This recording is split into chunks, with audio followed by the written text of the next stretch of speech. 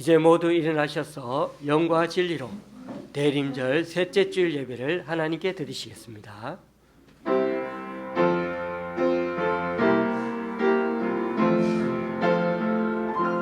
찬양하라 내 영혼아,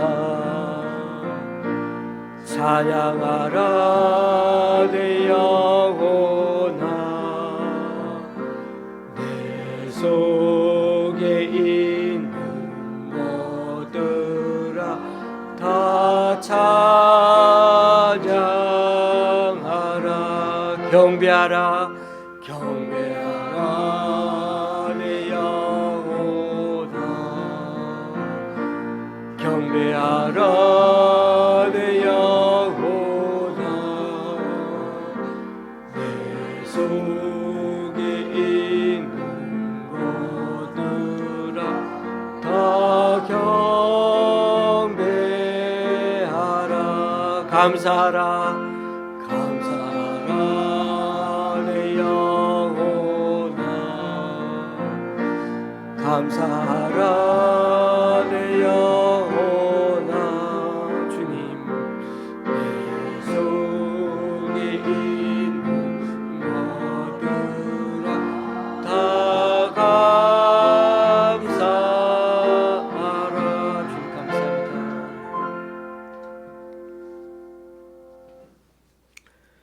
주는 나의 피난처시요 원수를 피하는 경관 망대이심이니이다. 내가 영원히 주의 장막에 머물며 내가 주의 날개 아래로 피하리이다. 그가 영원히 하나님 앞에서 거주하리니 인자와 진리를 예비하사 그를 보호하소서. 그리하시면 내가 주의 이름을 영원히 찬양하며 매일 나의 소원을 이행하리이다. 아멘. 사도신경으로 주님께 신앙 고백 올려드립니다. 전능하사 천지를 만드신 하나님 아버지를 내가 믿사오며 그 외아들 우리 주 예수 그리스도를 믿사오니 이는 성령으로 잉태하사 동정녀 마리아에게 나시고 본디오 빌라도에게 고난을 받으사 십자가에 못 박혀 죽으시고 장사한 지 사흘 만에 죽은 자 가운데서 다시 살아나시며 하늘에 오르사 전능하신 하나님 우편한 자 계시다가 저리로서 산자와 죽은 자를 심판하러 오시리라. 성령을 믿사오며 거룩한 공예와 성도와 서로 교통하는 것과 죄를 사하여 주시는 것과 몸이 다시 사는 것과 영원히 사는 것을 믿사옵나이다. 아멘. 자리에 앉으셔서 찬송 6장 하나님께 힘있게 찬양 드리시겠습니다.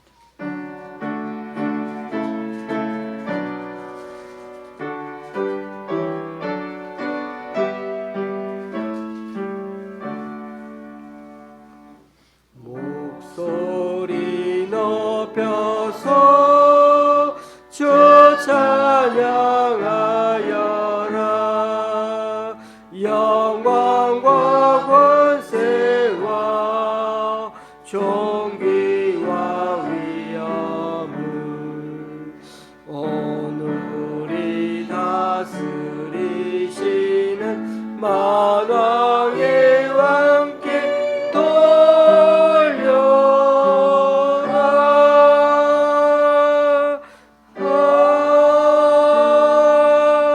아멘.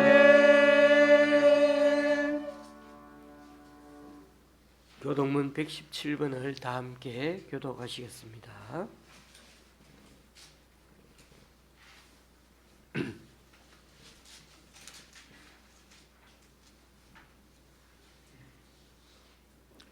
광야와 메마른 땅이 기뻐하며 사막이 벽화같이 피어 즐거워하며 무성하게 피어 기쁜 노래로 즐거워하며 레바논의 영광과 갈멜과 사론의 아름다움을 얻을 것이라. 그것들이 여호와의 영광 곧 우리 하나님의 아름다움을 보리로다.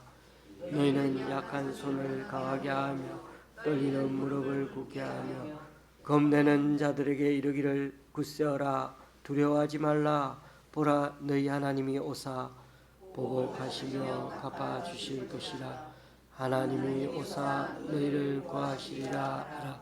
그때 맹인의 눈이 밝을 것이며 못 듣는 사람의 귀가 열릴 것이며 그때 저는 자는 사슴같이 될 것이며 말 못하는 자의 혀는 노래하리니 이는 광야에서 물이 솟겠고 사막에서 시내가 흐를 것임이라.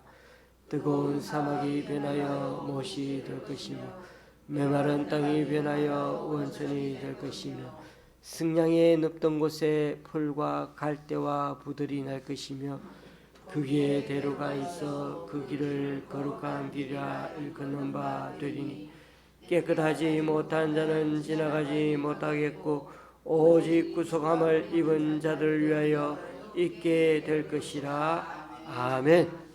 찬송가 114장입니다.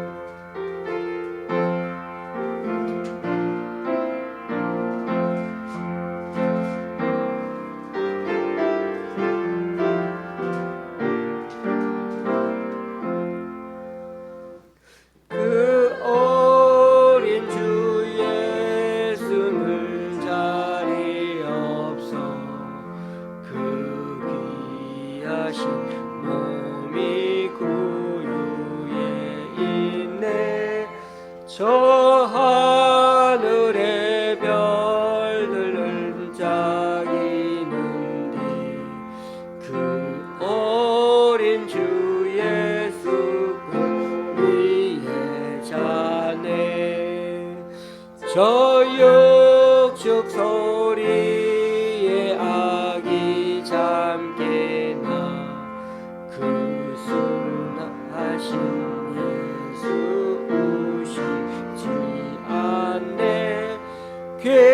귀하신 예수를 나 살아가니 새날이 밝도록 함께하소서. 주 예수 내 곁에 가까이 계셔 그 많은 사랑을 온 세상 아기들 다 품어주사 주 품 안에 안겨 살게 하소서. 아멘.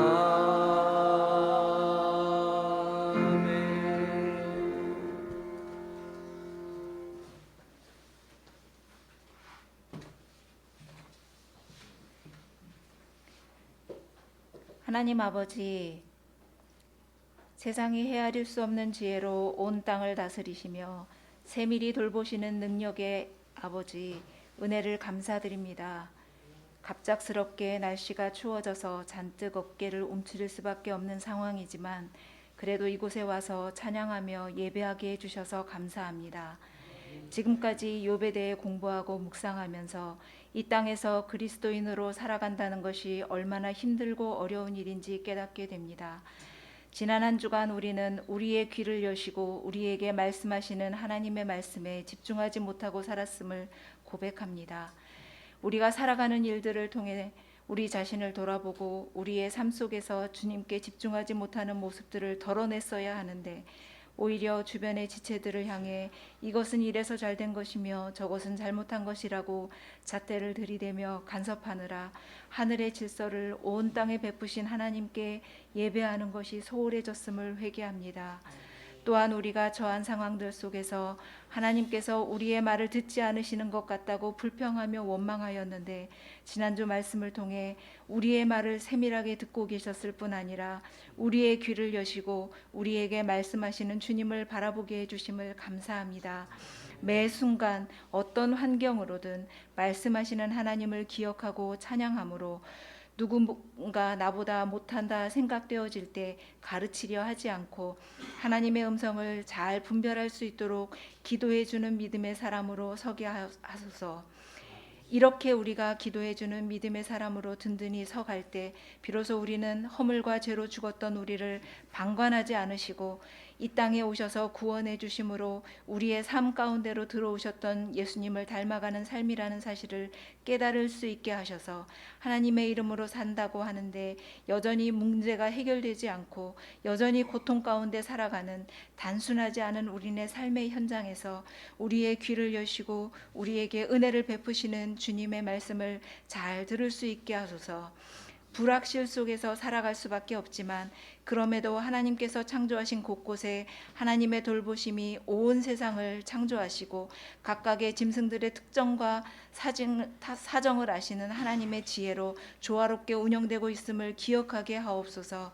타조에게 빠르게 달릴 수 있는 힘은 주셨지만 새끼를 돌볼 수 있는 총명은 주지 않으신 것은 우리의 눈으로 보기에는 지혜가 부족해 보이고 모자라 보이지만 저마다 하나님께서 주신 고유의 특성을 가졌기에 그 뜻과 계획대로 완벽히 설계하신 하나님의 놀라운 창조의 섭리를 찬양하는 것임을 깨닫게 하시고 오늘 목사님을 통해서 하나님의 말씀을 들을 때에 우리의 귀를 열어주시고 말씀해 주셔서 각자가 하나님의 음성을 듣고 분별할 수 있는 귀한 시간이 되게 하옵소서. 말씀을 듣고 우리의 삶을 다스리고 돌보시는 주님의 사랑으로 우리가 새롭게 되어질 것을 기대하게 됩니다. 이 땅에 육신의 몸을 입고 오신 아기 예수님을 기다리며 하나님의 놀라운 섭리를 깨닫고 말씀대로 살아 하나님의 나라가 확장되는 귀한 시간이 될 수 있도록 은혜를 베풀어 주소서. 예수님의 이름으로 기도드립니다. 아멘.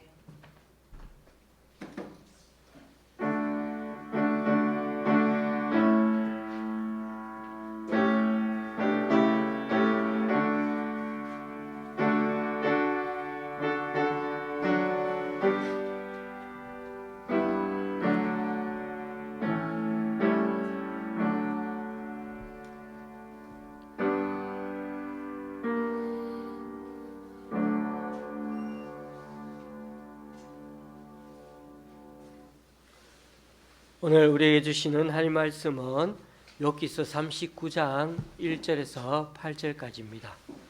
욥기서 39장 1절에서 8절까지입니다. 제가 가지고 있는 구약 성경은 800쪽입니다. 욥기서 39장 1절에서 8절까지.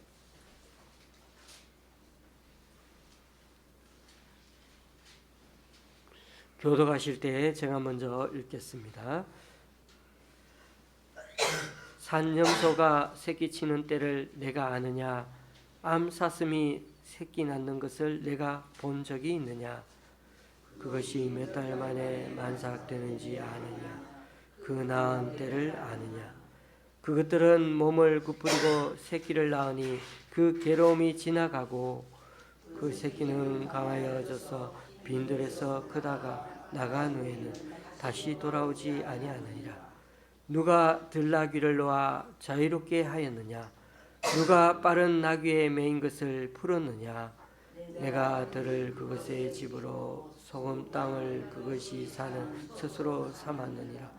들나귀는 성읍에서 찌꺼리는 소리를 비웃나니 나귀 치는 사람이 지르는 소리는 그것에게 들리지 아니하며 소장 언덕으로 두루다니며 여러 가지 푸른 풀을 찾느니라. 아멘. 우리는 지금까지 욥기 말씀을 묵상해 왔습니다. 욥이란 사람은 참 믿음이 좋은 사람일 뿐만 아니라 주변 모든 사람들이 존경하던 그런 훌륭한 지방유지였습니다. 그런데 그런 사람이 어느 날 갑자기 모든 걸 잃어버리고 말았습니다. 재산도 가족도 그리고 건강까지 다 잃어버리고 말았습니다. 그리고 수많은 날들을 고통스럽게 하나님께 기도하며 부르짖으며 그렇게 살아갔습니다. 그 사이에 4명의 친구들이 와서 위로한답시고 조언들을 많이 해주었는데 참 위로가 되고 힘이 되기는커녕 욥의 마음을 더 힘들게 만드는 말들만 해서 욥의 마음이 너무나 많이 상하기도 했습니다. 그러던 차에 폭풍이 아주 거세게 몰아치던 날이 있었습니다. 온 천지가 그 폭풍우 때문에 제대로 서 있을 수도 없을 정도로 사람들이 두려움을 느끼고 있는 그 순간에 하나님이 나타나셨습니다. 자, 여기서 그 당시 욥과 하나님이 나타나셔서 대화하는 모습을 우리는 사실 좀 상상할 수가 없습니다. 일단 그 엄청난 태풍과 비바람이 몰아치는 가운데 사람이 자기 몸을 보호하며 제대로 서 있을 수도 없을 텐데, 그리고 얼마나 주변이 그 폭풍우 때문에 비바람이 치고 하는 것 때문에 시끄럽고 힘든 상황에 처해 있겠습니까? 그런 상태에서, 그런 정신없는 상황과 그런 처지에서 하나님의 말씀을 들을 수 있다는 것, 그게 기적입니다. 그런 점으로 보건대 하나님은 일부러 폭풍을 동반한 아주 강력한 힘과 능력을 드러내시면서 그 자리에 하나님이 욥 앞에 나타나셨다는 것을 알 수가 있습니다. 그냥 이렇게 나타나셔도 되는데, 우리가 봐서는 하나님이 지금까지 고생하고 있는 욥을 생각한다면, 이 정도라면 먼저 그 전에 천사를 보내셔서 이제 때가 됐으니까 집도, 재산도, 가족도, 건강도 다 이렇게 예전처럼 회복시켜 주시고 나서야, 그죠? 그리고 다 하나님이 나타나셔서, 야, 너 참 지금까지 참 수고했어. 나에 대한 너의 믿음을 참 테스트했는데 참 잘 견뎌줬어. 너무 대견하다. 내가 사탄을 보기에도 내가 얼마나 참 자랑스러운지 몰라. 그러면서 등을 톡톡 터닥 그려주시면 얼마나 좋겠습니까? 지금까지 아무런 대답을 하지 않으시던 그 하나님이 나타나시는데 아주 무시무시한 상태로 등장하시는 거예요.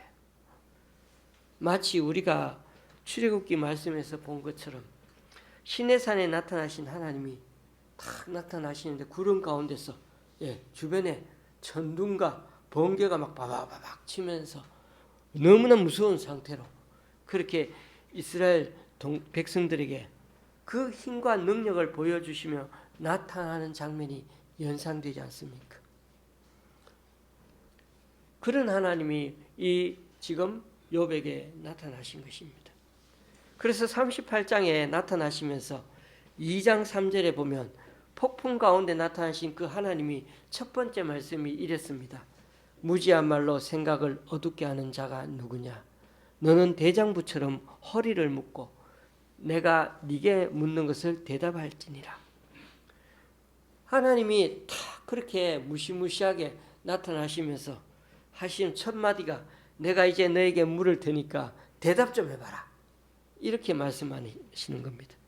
그러면서 하나님은 우주와 자연에서 일어나는 많은 현상들을 막 말씀하시면서 이 모든 일들이 어떻게 생겨나고 있는지 네가 좀 알고 있느냐고 그렇게 꼬치꼬치 따지면서 물으십니다. 하나님의 말씀대로라면 우리는 이런 일들이 어떻게 일어나고 있는지 하나도 잘 모르는 거죠. 모르는 걸 자꾸 하나님은 다 아느냐고 묻는 겁니다.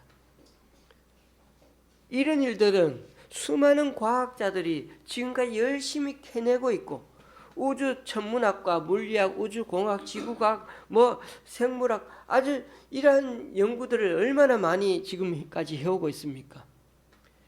지금까지 발견되까지 말한다면 어쨌든 우리가 사는 이 지구는 나이가 45억 년 정도 된다고 말하지 않습니까?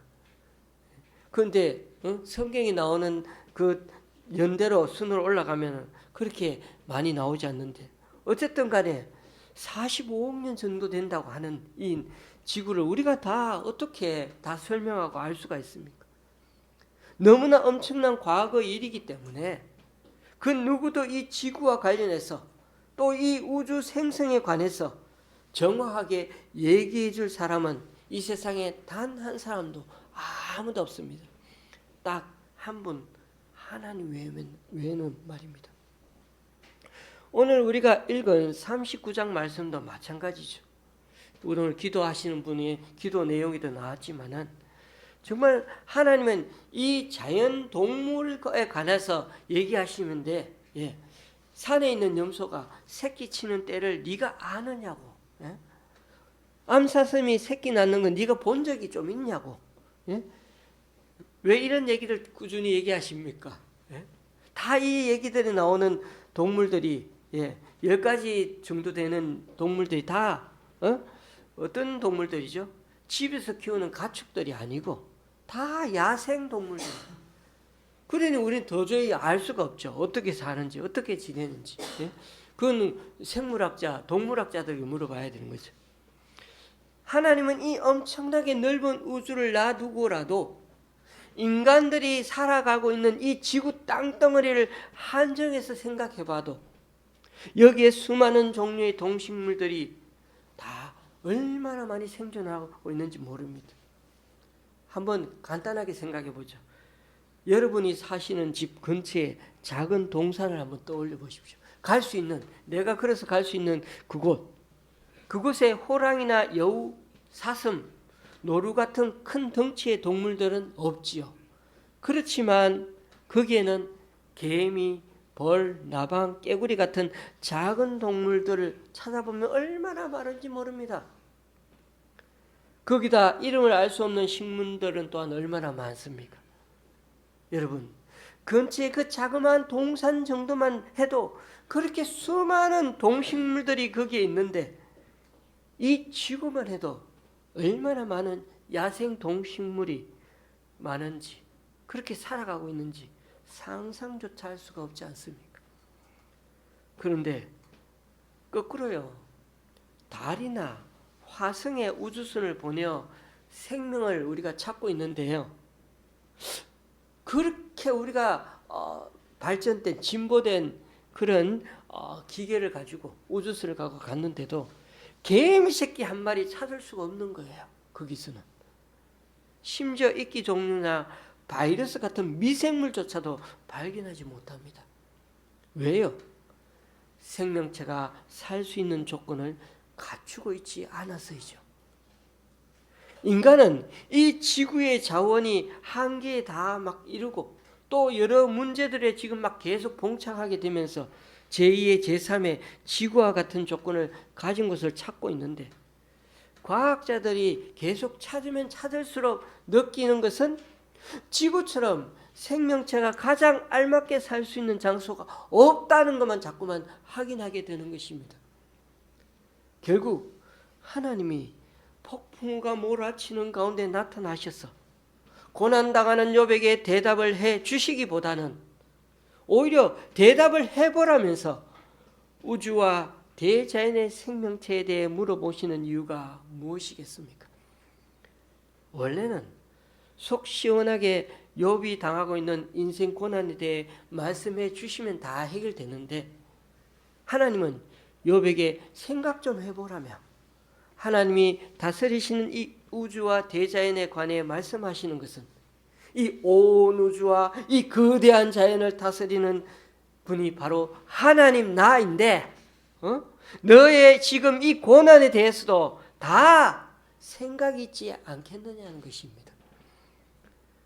저와 여러분이 욥기 말씀을 통해 배워야 하는 아주 중요한 교훈은, 우리들은 앞으로도 하나님식의 사랑법에 앞으로도 익숙해져야 한다는 것입니다.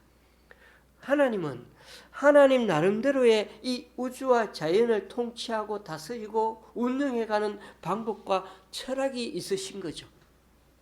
부모들은 자기 자녀에 대해 다 각자 아이 키우는 방법이 다 다를 것입니다. 어떤 사람은 애를 좀 엄하게 키우고 철저히 공부시키고 좋은 대학, 대기업에 들어갈 수 있게 합니다. 또 어떤 부분은 아이 스스로 자기 인생을 결정해서 선택해 나가도록 어느 정도는 방법을 하면서 좀 느리게 키우더라도 인격적으로 키우려고 하는 분들도 있습니다. 그 어느 것도 정답은 없고, 중요한 것은 부모님의 진심과 사랑이 그 교육에, 그 마음에, 그 아이 키우는데 담겨 있어야 한다는 것입니다. 아이에게 부모의 사랑이 전달되지 않고 오히려 부모의 과한 욕심이나 반대로는 무관심이 아이에게 전달된다면 그 아이는 그때부터 부모에게 고마움을 가지기보다 원망과 미움을 가지게 될 것입니다. 그런 점에서 우리는 하나님이 하시는 일을 속속들이 다 이해할 수는 없습니다. 그게 우리의 한계이죠. 우리의 생각이, 우리의 가지고 있는 지식이 다 한계가 있는 거죠. 하지만 우리가 성경 말씀을 통해 늘 잊지 말아야 하는 사실이 있습니다. 하나님은 모든 일에 있어서 합력하여 선을 이루어 가신다는 것입니다. 하나님은 위대한 조정자이시고 설계자이십니다. 하나님이 하시는 일은 우리 눈에 늘 느려 보입니다. 그래서 때로는 하나님이 이 세상 일에 대해서 좀 즉각적으로 개입해 주시기를 바라고 소망합니다. 우리는 급해 죽겠는데 하나님은 서두르지 않으시는 것 같습니다. 때로는 너무 냉정하신 것 같습니다. 하지만 교우님들, 하나님의 느림이 곧 우리의 소망이기도 한 것입니다. 하나님이 우리의 성질대로 했다면 우리는 여기에 남아있지 않을 것입니다. 하나님은 우리가 주님의 계획에 동참하기를 지금도 기다리시면서 우리를 참아주시고 우리를 주님 편에서 이해해주고 계시기 때문에 우리는 여기 존재하고 있는 것입니다. 하나님은 우리가 깨달아서 하나님 사역에 더 적극적으로 기쁜 마음으로 함께 나서서 일할 때까지 때로는 하나님은 오래오래 참으시고 또한 인내하고 기다려 주시는 것입니다. 우리는 하나님을 생명의 하나님이라고 고백합니다. 하나님은 우리 각자를 부르셔서 지금 여기 좋은 시학교회까지 각자 잘 돌아보시면 여기까지 흘러오게 하셨습니다. 그리고 여기에 있게 하셨을 뿐만 아니라 지금도 여전히 섬세하게 보살핌으로 우리 각자를 행복하게 살게 하시는 분이라는 것입니다. 그러므로 여러분, 욥기를 통해 하나님의 우리를 다루시는 방법에 대해 좀 적응해 가야 할 필요가 있습니다. 하나님의 궁극적인 목적은 사람을 통해 또 다른 사람들을 구원하시고 그 삶을 더 풍성하게 하는 데 있습니다. 그래서 하나님의 백성답게 하나님은 마지막까지 축복해주고 싶어 하십니다. 이게 우리 하나님의 진정한 본심이십니다. 그러나요, 그 과정면에 있어서는 좀 다르죠. 때로는 욥에게처럼 혹독한 고난의 길이 주어질 때도 있습니다. 아니, 사람이라면 그 누구도 예외 없이 고난과 고통의 시간은 있기 마련입니다. 하나님은 이 고통의 시간들을 통하여 사람들을 사람답게 만들어 가시고 또 하나님의 자녀답게 손보기를 원하십니다. 하나님은 오늘 욥에게 질문을 오히려 던지심으로 욥에게 그 인생의 대답을, 고난에 대한 고백을 욥에게 듣기 원하십니다. 인간에게 주어지는 숱한 고난과 아픔은 앞으로 살아가는 인생 내내 있을 수 있다고 말입니다. 심지어 이 세상의 수많은 부정부패와 악한 사람들을 좀 제거해달라고 부르시는 그 우리들의 기도에 대해서도 하나님은 선과 악은 때로 어느 기간 동안은 공존할 수밖에 없다고 말씀하십니다. 하나님의 정의는 언젠가 우리에게 있는 언젠가는 고난도 제거해 주시고 사탄의 세력도 다 제거하시겠지만 하나님의 때에 그렇게 하실 거라는 겁니다. 그게 하나님의 다스리는 법이고 그게 하나님 나라의 커다란 설계도이고 청사진입니다. 그렇다면 여러분, 살아가면서 우리에게 닥치는 수많은 애로사항과 고통, 고난에 대해 어떻게 대처하며 살아야 할까요? 우리 바로 곁에 늘 함께 있는 이 고난과 고통의 문제에 대해 가장 먼저 해야 할 것은 고난은 그 누구도 길들일 수 있거나 통제할 수 없다는 사실을 인정하는 것부터 해야 한다는 것입니다. 아무리 인류의 지성과 과학이 발달해서 하늘에 인공위성을 띄우고 또 달과 화성에까지 막 왔다 갔다 할지라도 우리 인간의 이성의 틀 안에서는 도저히 다룰 수 없는 영역이 바로 이 고난인 것입니다. 우리 머리로는 도저히 어떻게 할 수 없는 게, 컨트롤을 할 수 없는 게 바로 인간이 겪는 고통에 관한 것입니다. 그럴수록 욥처럼 하나님께 부르짖든지 하나님 앞에 끝까지 나아가는 수밖에 없습니다. 왜냐하면 이 고난에 관한 계획과 이끄심은 하나님 손 안에 달려있기 때문이죠. 우리 모두 어둠에서 얼른 나오기 원하지만은, 그러나 때로는 어둠 속에 좀 오래 갇혀 있어도 비록 쉽지는 않겠지만은, 우리 욥을 보면 너무나 그것이 힘들다는 건 너무나 잘 알지만은, 또 우리가 지금까지 살아오면서 그런 일들을 많이 경험해 봐서 알지만은, 그러나 그곳에서 하나님의 은총을, 그래도 그곳에서 하나님의 은총을 붙들고 찾아가는 것이 중요합니다. 60대 중반의 어느 집사님 한 분 얘기를 안 할 수가 없습니다. 이분은 지금도 온몸이 경직되고 있는 루게릭병 같은 것으로 고통당하고 계시는 분인데, 10몇 년 전까지만 해도 괜찮았습니다. 저와 신방도 같이 다니시고 모든 면에서 적극적이신 분이셨습니다.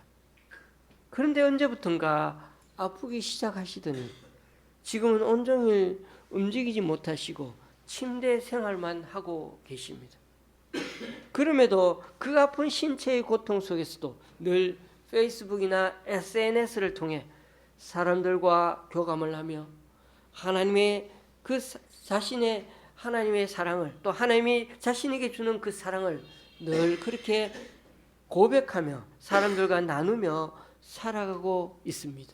그것이 그분의 진정한 행복입니다. 그분에게 있어서 삶의 고난은 인생을 예측할 수 없는 것으로 만들고 자신을 예상치 못한 곳으로 이끌어 가고야 말았습니다. 가족들은 다 그래도 자녀들은 잘 돼서 검사도 있고 뭐 여러 가지 그렇게 직장인들 참 잘 다니지만은, 그러나 그 자신의 삶은 여전히 침대 생활에서 벗어나지 못하고 있습니다. 하나님에게 여전히 왜 내 인생에 이런 일이 일어났냐고 묻고 있지만, 그 집사님은 그 고통이 이제 인생의 일부가 되어 받아들이게 되었습니다. 그런 점에서 고통은 사람의 인생에 그냥 있는 것이고 인생의 일부라고 받아들이고 있는 그대로 받아들이는 것이, 그것이야말로 영적 첫걸음이 되었던 것입니다. 결국 고난과 우리는 친해져야 하고 그냥 내 옆에 늘 있는 거구나 생각할 때 우리도 모르게 그 가운데서 하나님의 세밀하신 은혜와 돌보심을 경험하게 된다는 것입니다. 그런데 여기서 아주 중요한 사실, 고난 속에는 늘 고통, 고난, 아픔만 있는 것이 아니라 하나님의 손길도 함께 있다는 사실을 잊지 않는 것이 중요합니다. 비록 욥의 케이스에서 보는 것처럼 하나님이 너무 대답을 안 해주시는 것 같았어, 아주 오래 침묵하시는 것 같아도, 고난이라는 그 어두운 날들을 통과하면서 수많은 생각들을 많이 하면서 이 고난과 어려움이 아니면 절대 볼 수 없었던 나 자신의 모습을, 그 고난을 투영하면서 나 자신의 모습을 겪어보게 된다는 것입니다. 우리가 얼마나 탐욕에 사로잡혔는지, 우리가 얼마나 이기적인 욕심에 매여 사는지를, 내 자신이 어떠한 존재인지를 하나님은 나를 알게 해주시고 느끼게 해 주신다는 것입니다. 물론 어떤 사람들은 욥처럼 무슨 잘못이 있어 당하는 고난이 아니라 하나님이 이 일을 통하여 하나님 영광을 오로지 드러내려고 하시는 경우도 있습니다. 그러므로 고난은 우리에게 고난을 허락하신 하나님에게 그 해답을 찾아가야 하는 것입니다. 그 고난을 주신 하나님이 전혀 알지 못하는 방식으로 지금도 통제하고 계시고 인도하고 계시기에 이 고난을 받아들이는 것이야말로 이 세상에서 가장 지혜롭게 사는 것입니다. 교우님들, 사람 사는 게 다 다릅니다. 어떤 사람은 좋은 집에 안락하게 살고 있다면 또 어떤 사람은 하루하루 먹고 사는 걸 걱정하며 그렇게 살아가고 있지 않습니까? 그러나 여러분, 죽을 때 보면 다 비슷비슷합니다. 더 정확하게 말하면 죽는 건 다 똑같죠. 아무리 화려한 장례식장과 비싼 그 관을 쓰더라도 몸이 썩는 건 다 똑같죠. 사흘만 지나면 화장터에 들어가서 사람의 형태가 흔적도 없이 남아있지 않을 것입니다. 저와 여러분의 몸이 천도나 되는 열기에 순식간에 다 타버리는 걸 단 한 번이라도 생각해 보신다면 우리는 겸손해질 수밖에 없습니다. 말씀을 맺습니다. 이 인생을 사는 중간에 왜 고통과 고난이 있느냐고요? 왜 하나님이 우리를 이렇게 고통스럽게 하느냐고요? 하나님은 오늘도 이 대자연의 아름다움을 보라고 말씀하고 있지 않습니까? 밤하늘에 늘 뜨는 달과 별을 보면서 제발 그 하나님의 놀라운 섭리와 계획을 좀 생각해 보라고 늘 우리 눈앞에 보여주고 있지 않습니까? 그렇습니다. 하나님 뜻은 죽음이 아니라 생명입니다. 고난을 져서 결국 망하게 하려고 하는 것이 아니라 더 하나님의 사람답게 백성답게 다듬어가기 원하신다는 것입니다. 다만 그 방식이 우리가 생각하는 것과 다를 뿐입니다. 하나님은 이 온 우주를 창조하고 만드시는 데부터 지금까지 줄곧 동일하게 그렇게 역사해 오셨던 것입니다. 그러므로 하나님의 형상을 꼭 닮은 우리 인간이 해야 할 가장 중요한 소명은 바로 우리 하나님이 하시던 것처럼 생명을 지키고 북돋는 일입니다. 우리가 대림절을 기리면서 아기 예수님 오심을 축하하는 이유가 바로 여기에 있습니다. 우리 죄 위에서 우리들 모난 본성 때문에 이 땅에 오셔서 자기 목숨 아끼지 아니하신 그 예수님의 삶의 모습을 우리들도 본받기 위함입니다. 여기 눈앞에 켜져 있는 한번 촛불처럼 또 반짝거리는 이 크리스마스 트리처럼 생명의 신비를 잘 다시 한번 깨닫고 예수님을 다른 사람들에게 정말 즐겁게 감사하며 소개하는데 이번 한 주간도 저와 여러분의 소명이 되고 사명이 될 수 있기를 주님의 이름으로 간절히 축원합니다. 기도하시겠습니다. 하나님 아버지, 욥은 하나님께 참 할 말이 많았습니다. 너무나 힘들었던 하루하루를 보내면서 억울하고 참 억울했습니다. 거기다 하나님께 기도해도 대답도 없으시니 얼마나 고통스러웠는지 모릅니다. 그 어둠의 긴 하루하루가 늘 죽고 싶을 정도로 고통스러웠는데 갑작스럽게 나타나신 하나님이 위로는커녕 감당기 어려운 질문만 던지십니다.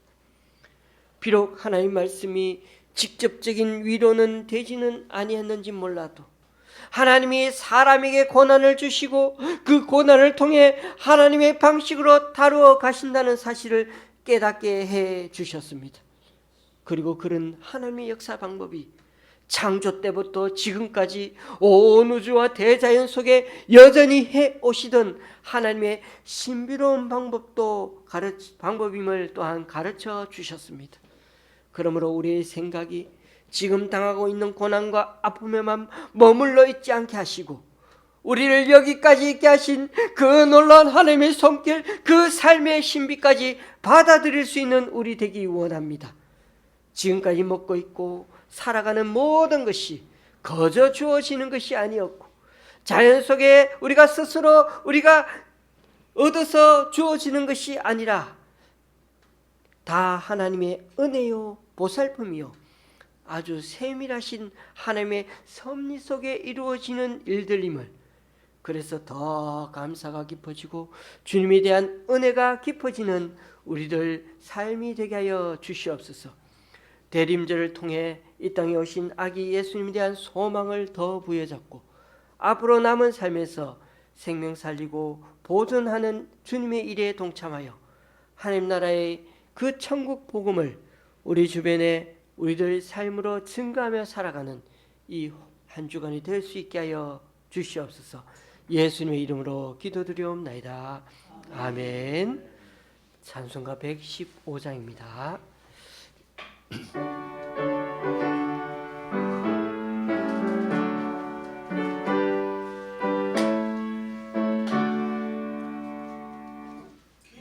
기쁘다고 주 오셨네.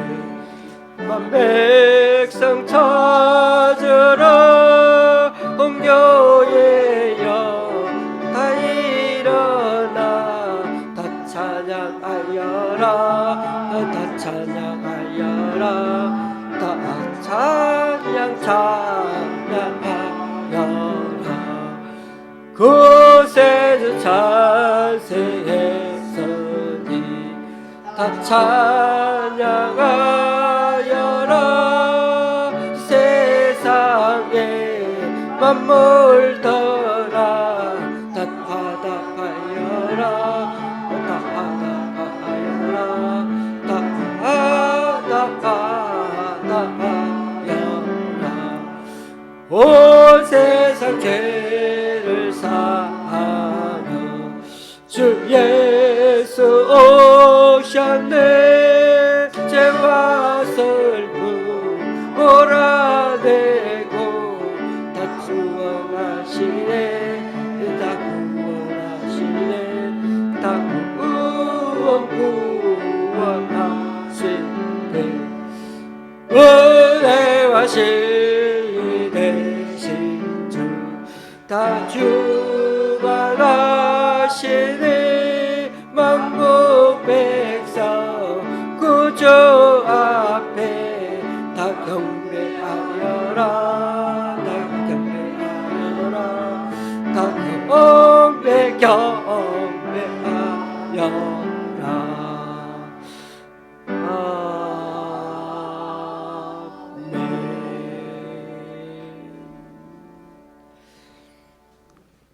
다 같이 일어나셔서 하나님께 예물을 봉헌하시겠습니다.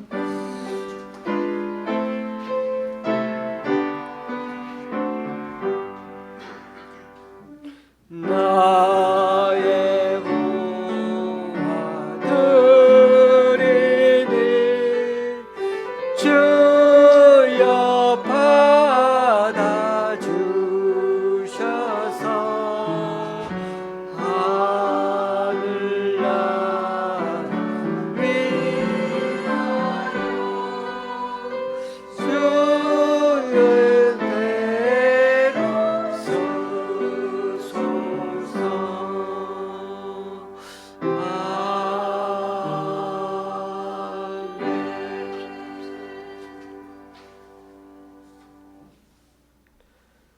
주님, 오늘 이 시간 주님 앞에 나와 각자 여러 모양으로 드린 헌금들 기뻐 받아주시고 쓰이는 것마다 귀한 결실 맺을 수 있도록 크신 은총으로 덧입혀 주옵소서.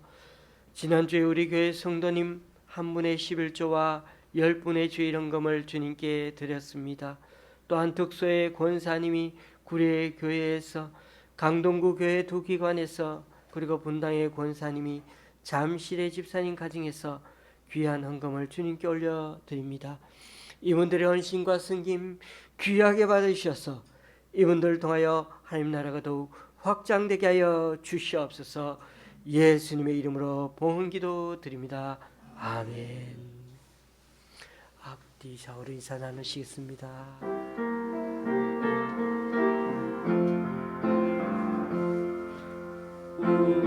우리에게 양하신 여호와의 인자하시니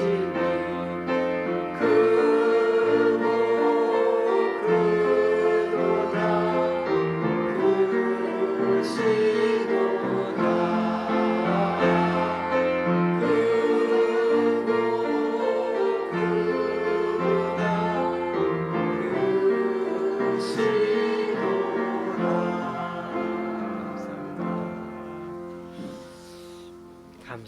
하겠습니다.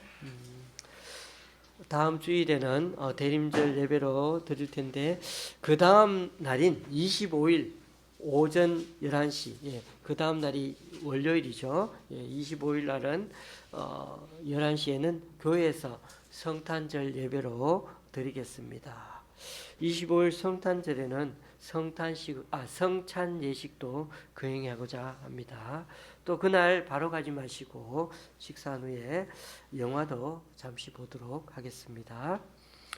그리고 그 다음 주일인 31일인데요. 31일엔 지난주에도 광고 드렸지만 주일 예배 후에 저녁에 송구영신 예배를 드리지 않고 주일 오전 예배 때 31일 때 오전에 송구영신 예배로 겸하여 드리겠습니다. 아무래도 거리상 저녁에 다시 오셔서 모여서 예배 드리기가 좀 힘드신 분도 계시니까 양해해 주시기 바랍니다. 이날 신년을 또 한 해 말씀과 동행하는 의미로 말씀 카드도 뽑도록 그렇게 하겠습니다. 이번 한 주간도 많이 웃으시고요. 특히 좀 지금 춥습니다. 건강하게 잘 지내시기 바랍니다. 찬송가 53장입니다.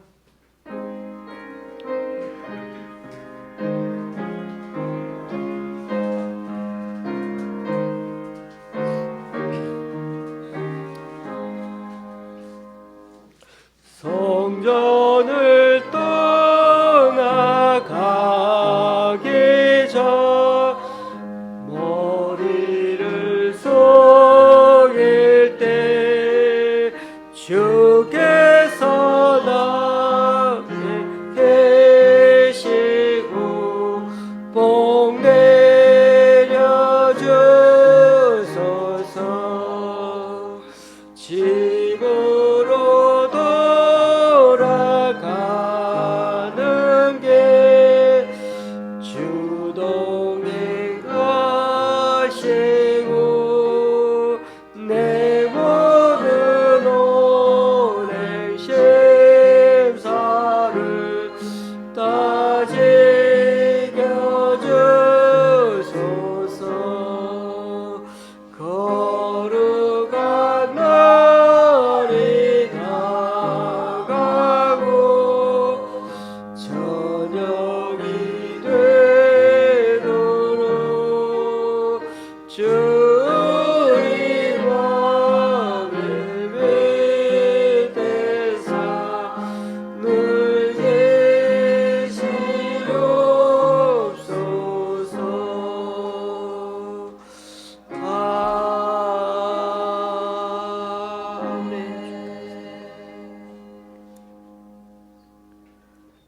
우리 주 예수 그리스도의 은혜와 하나님 아버지의 크신 사랑과 성령님의 교통 교제케 하심이 예기치 못하게 우리 인생의 한순간에 닥쳐오는 그 고난의 이유를 잘 몰라서 때로는 하나님께 원망했다가 나중에는 죽고 싶을 정도로 지치기도 했던 그 욥처럼 때로 우리 또한 사는 게 힘들어질 때 오늘 말씀 잘 기억하여 고난의 아픔만 입는 것이 아니라 태고적부터 지금까지 변함없이 한치 오차도 없이 주님의 계획과 역사하심에 따라 지금도 우리를 사랑하시고 인도해 오고 계심을 믿고 도리어 고난의 아픔 뒤에 고난의 신비, 삶의 신비도 잘 깨달음으로 우리의 남은 인생 또한 하나님을 더 의지하고 더 붙듦으로 앞으로는 감사와 은혜로 살아가며 생명을 살리는 주님의 도구로 기꺼이 살아가기 원하는 여기 모인 우리 좋은 시학교의 성도님들과 그 가정 위에 이번 주에 83번째 생일을 맞아 더 건강하고 감사한 마음으로 주님 위에 살아가기 원하는 우리 최상수 집사님 위에 또 여러 사정으로 교회에 나오지 못하는 성도님 위에 이제로부터 영원히 함께 하시기를 간절히 축원하옵나이다. 아멘.